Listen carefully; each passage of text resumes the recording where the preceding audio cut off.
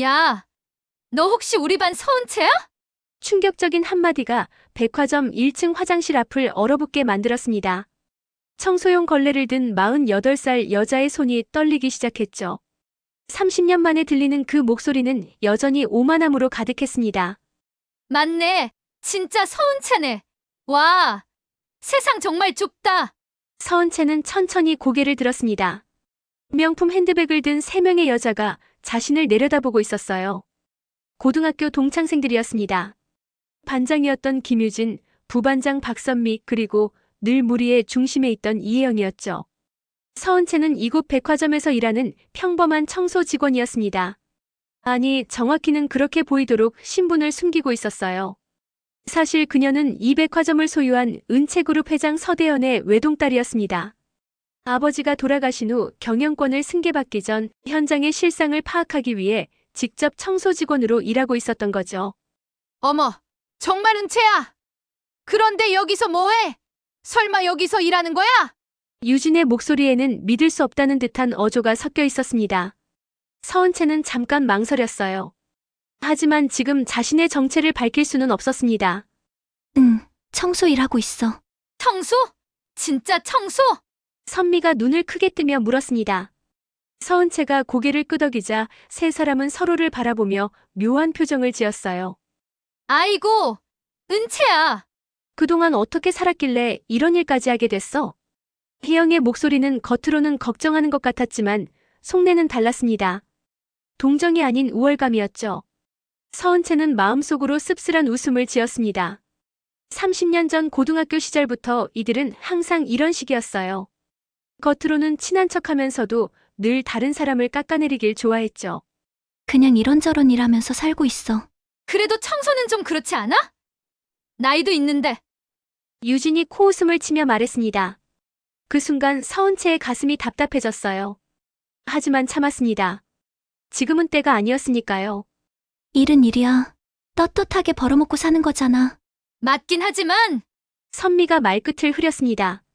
그러면서 서은채의 청소복 차림을 위아래로 훑어봤어요. 우리는 잠깐 쇼핑하러 왔는데 은채는 계속 여기서 일해야겠네. 힘들겠다. 혜영의 말에는 명백한 조롱이 섞여 있었습니다.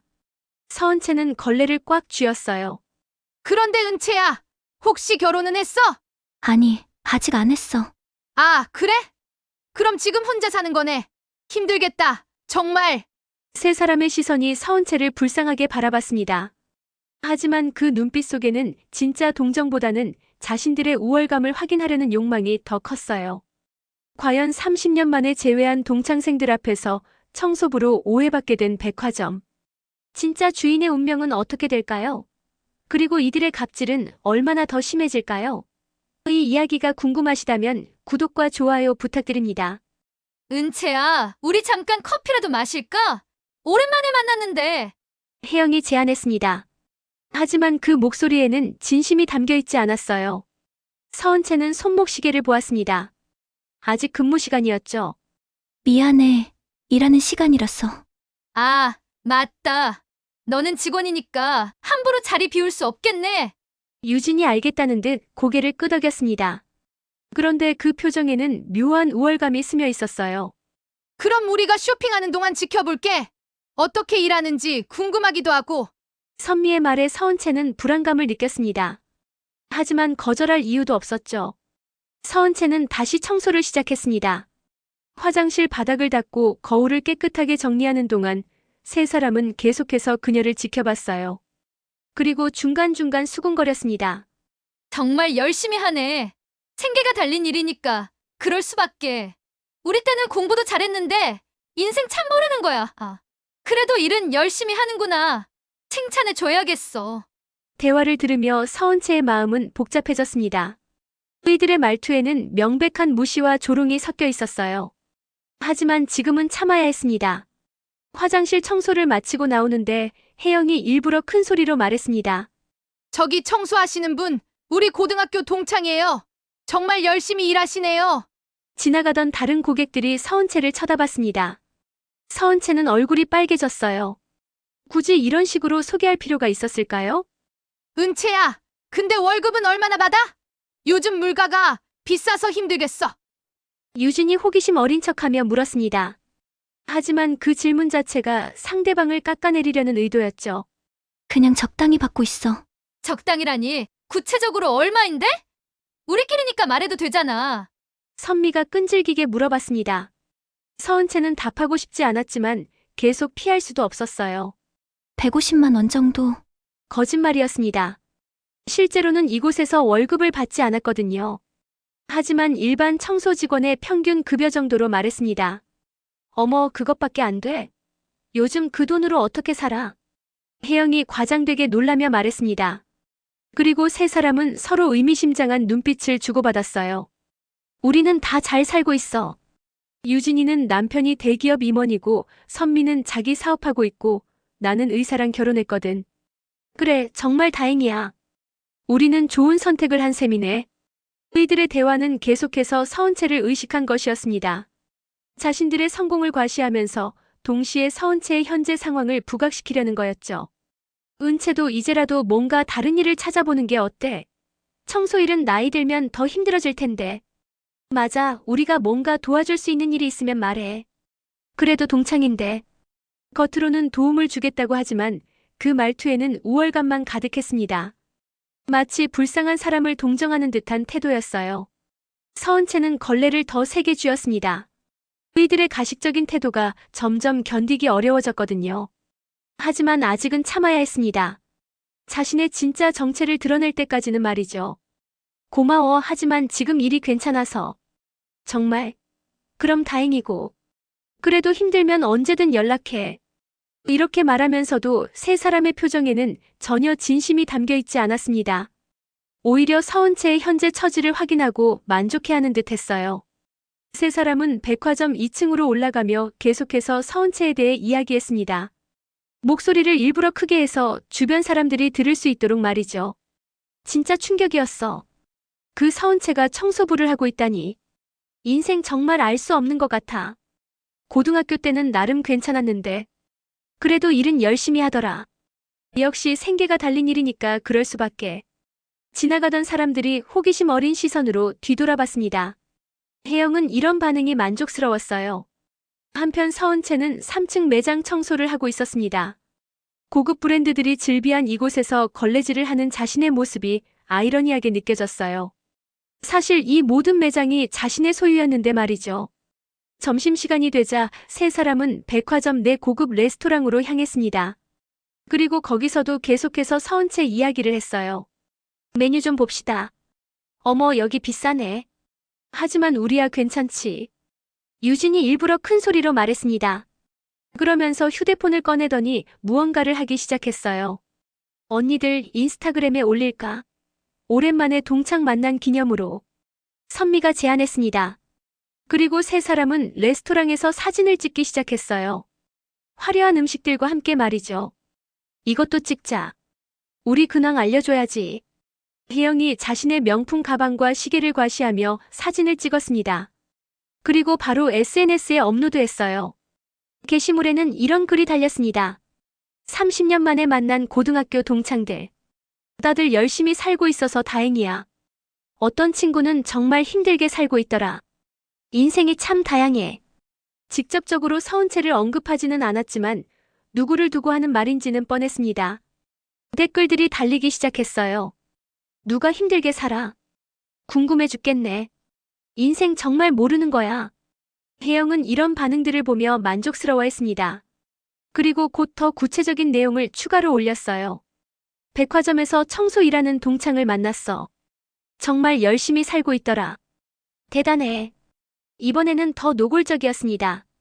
위치까지 태그해서 어느 백화점인지도 알 수 있게 했어요. 서은채가 청소를 하고 있는 동안 몇몇 사람들이 그녀를 힐끔힐끔 쳐다보기 시작했습니다. SNS를 본 사람들이었어요. 누군가가 동창을 온라인에서 조롱하고 있다는 걸 눈치챈 거죠. 저분이 그 청소하는 동창인가 봐. 인스타그램에서 봤는데 좀 안 됐네. 근데 왜 굳이 SNS에 올렸을까? 좀 그렇지 않나? 사람들의 시선과 수군거림이 서은채에게는 고통이었습니다. 하지만 더 큰 고통은 동창들의 가식적인 태도였어요. 오후가 되자 세 사람은 다시 서은채가 있는 곳으로 왔습니다. 은채야, 우리 인스타그램에 올렸는데 봤어? 동창 만난 기념으로. 아니, 못 봤어. 아, 그래? 그럼 보여줄게. 혜영이 휴대폰을 서은채에게 보여줬습니다. 서은채는 화면을 보며 마음이 아팠어요. 자신이 마치 동정받을 존재처럼 묘사되어 있었거든요. 좋아요가 많이 달렸어. 다들 우리 근황 궁금해하더라. 그런데 은채 이야기도 많이 나왔어. 모두들 대단하다고 하던데? 선미가 말했지만 실제로는 사람들이 서은채를 불쌍하게 여기는 댓글들이 대부분이었습니다. 고마워. 그런데 굳이 내 이야기까지 올릴 필요는 없었는데. 뭘 우리끼리인데. 그리고 나쁘게 쓴 것도 아니고. 하지만 서은채는 알고 있었습니다. 이들의 진짜 의도가 무엇인지 말이죠. 자신을 이용해서 우월감을 느끼고 싶어 하는 거였어요. 다음 날 상황은 더욱 악화되었습니다. 세 사람은 아예 백화점에 자주 나타나기 시작했어요. 마치 서은채를 관찰하는 것이 재미있다는 듯이 말이죠. 은채야, 어제 우리 게시물 봤지? 조회수가 엄청났어. 혜영이 자랑스럽게 말했습니다. 실제로 그 게시물은 많은 사람들의 관심을 끌었어요. 하지만 대부분은 서은채에 대한 동정이었습니다. 사람들이 너에 대해서도 많이 관심 있어 하더라. 어떻게 살고 있는지 궁금해하고. 그래서 말인데 우리랑 같이 인터뷰 한번 해볼래? 유튜브에 올리면 재미있을 것 같은데. 선미의 제안에 서은채는 깜짝 놀랐습니다. 그이들이 자신을 콘텐츠로 이용하려고 한다는 걸 깨달았거든요. 인터뷰는 좀. 왜? 부끄러워? 하지만 내 이야기도 많은 사람들에게 도움이 될 거야. 어려운 환경에서도 열심히 살아가는 모습을 보여주는 거잖아. 유진이 설득했지만 그 의도는 뻔했습니다. 서은채를 이용해서 자신들의 우월함을 부각시키려는 거였어요. 지금은 좀 어려울 것 같아. 그래? 그럼 언제든 마음 바뀌면 말해. 우리가 도와줄게. 하지만 이들은 포기하지 않았습니다. 대신 더욱 교묘한 방법을 사용하기 시작했어요. 점심시간에 세 사람은 서은채가 먹고 있는 도시락을 봤습니다. 편의점에서 산 간단한 도시락이었어요. 은채야, 항상 그런 거 먹어? 영양 부족할 것 같은데. 괜찮아, 이것도 맛있어. 우리가 밥 사줄까? 좋은 데 가서 제대로 먹자. 혜영이 제안했지만 서은채는 거절했습니다. 그이들의 호의가 진심이 아니라는 걸 알고 있었거든요. 정말 괜찮아. 이거면 충분해. 그래도 가끔은 좋은 거 먹어야지. 건강해야 일도 계속할 수 있고.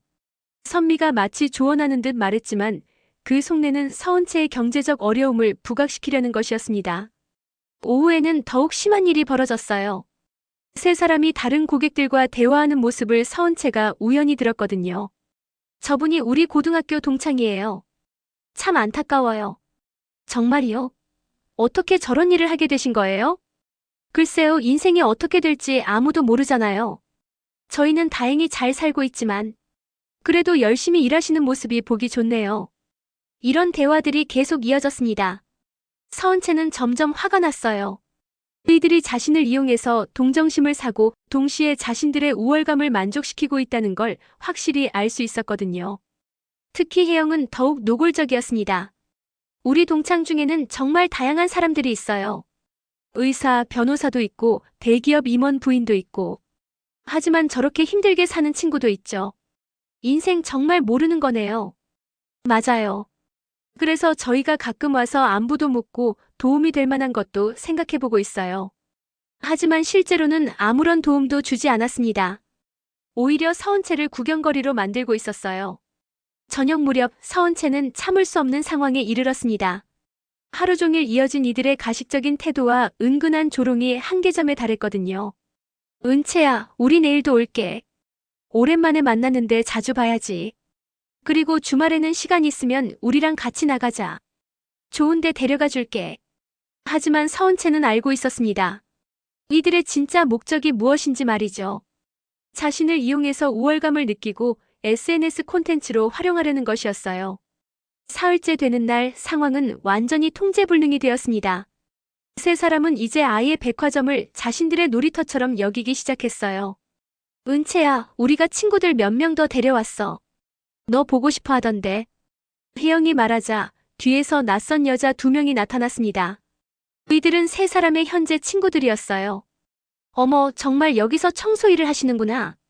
신기해. 언니들한테 얘기 들었는데 고등학교 때는 나름 똑똑했다면서요? 새로운 사람들의 시선이 서은채를 위아래로 훑었습니다. 마치 동물원 동물을 구경하는 듯한 눈빛이었어요. 인생 정말 모르는 거네요. 저희는 다행히 잘 살고 있는데 그래도 이렇게 열심히 일하시는 모습 보면 대단해요. 저라면 못할 것 같은데. 겉으로는 칭찬하는 것 같았지만 실제로는 무시와 조롱이었습니다. 서은채는 주먹을 꽉 쥐었어요.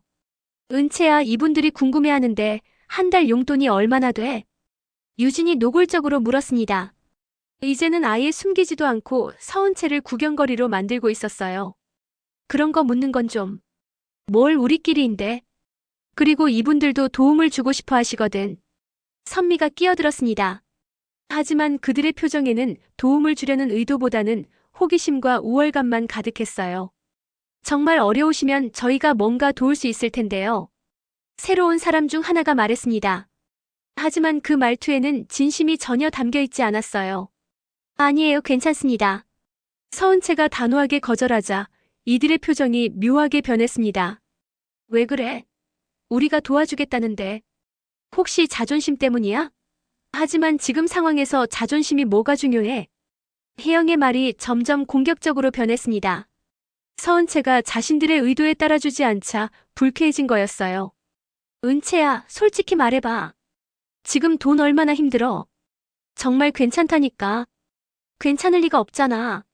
청소부 월급으로 어떻게 살아? 솔직하게 말해. 유진이 목소리를 높였습니다. 주변 사람들이 쳐다보기 시작했어요. 왜 이렇게 고집을 부려? 우리가 도와주겠다는데. 아니면 다른 일이라도 소개해줄게. 청소보다는 나은 일 말이야.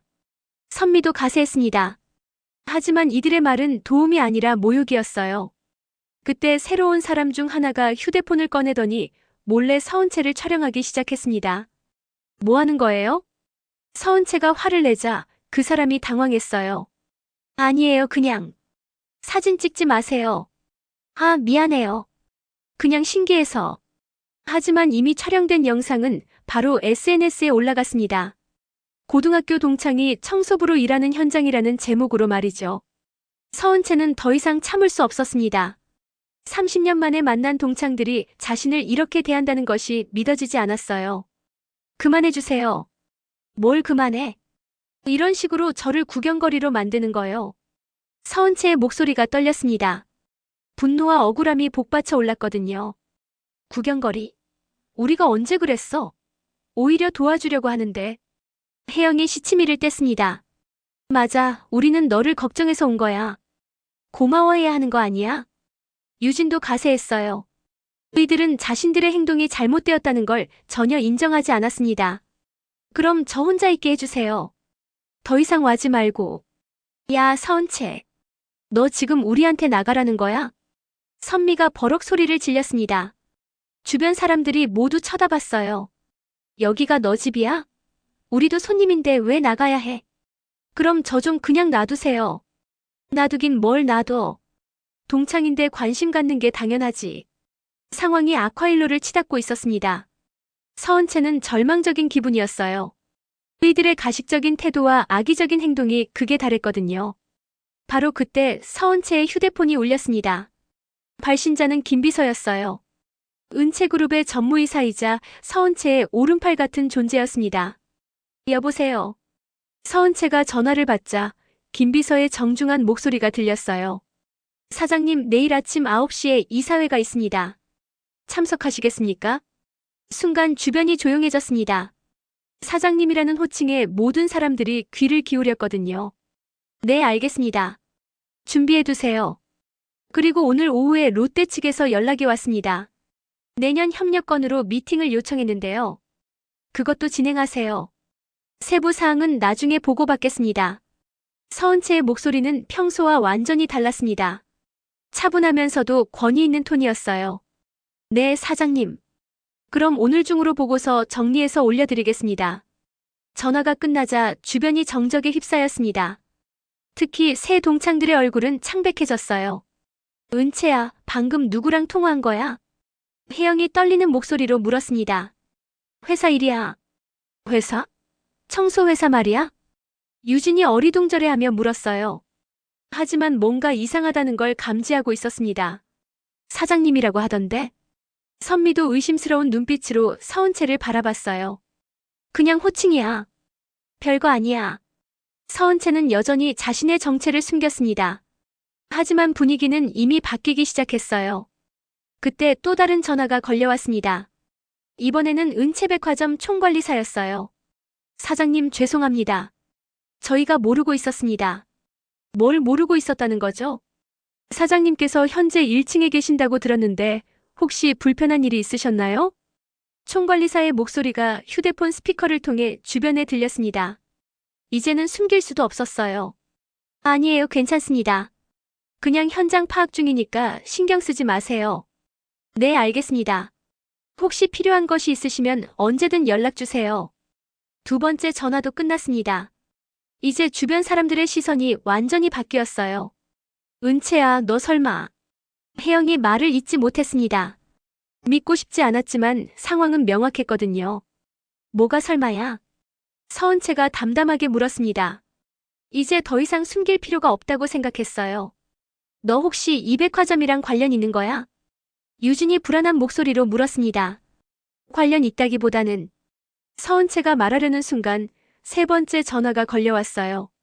이번에는 은채그룹 홍보팀이었습니다.